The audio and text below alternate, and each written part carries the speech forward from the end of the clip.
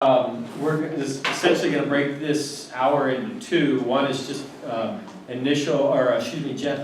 updates on what we've been doing with Seattle Pathways, both here at North, and then a little bit of a indication of what we've been doing across the district. And then the second part is going to be hearing from the team that went to Spokane on each sharing some nuggets of things that they learned.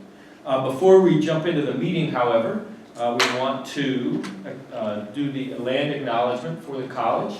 And we're trying something new. We actually started this at the guiding team meeting, and that is I'm going to ask one of you to read the land acknowledgement. Oh, you were taking volunteers. I thought you were literally going to ask one. I'm going to ask that one of you volunteer. There we go.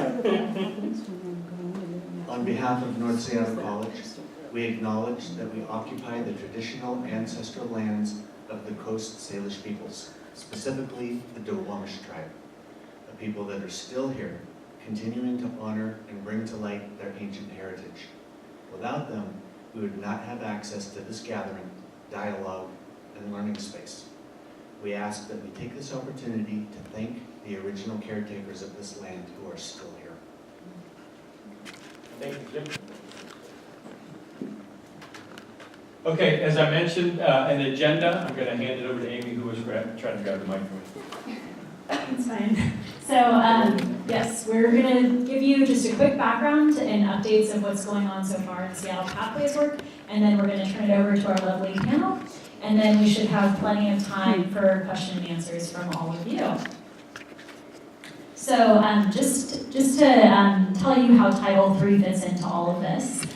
We got a Title III grant back in October, and so it's a 5-year grant, and it's from the Department of Education, so it's a federal grant, and it has 4 activities. So I wanted to share how Seattle Pathways works fits inside Title III. So the first activity that's required is implementing a guided pathways model. So that's one of the big things we're focusing on with this grant, especially in the first few years. We also have improving student success in a gateway math transfer course. So there is going to be a supplemental instruction with pre-calculus in another 2 years. And then increase student access to key campus services and resources. And so that's where things like funding the brand new Equity Welcome Center are coming from.